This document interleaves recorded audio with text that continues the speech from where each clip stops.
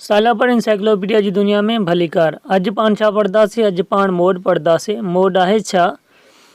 Mode आहे उहो number जेको सभिनी खां वधीक भेरे इस्तेमालु थियल हुजे। हाणे मिसाल गिवन आहे, हिन में सभिनी खां वधीक भेरे कहिड़ो नंबर इस्तेमालु थियल आहे? सभिनी खां वधीक भेरे 4 इस्तेमालु थियल आहे। 4 ई हिन जो जवाबु आहे जेको मोड आहे। पाण ॿी मिसाल वठंदासीं।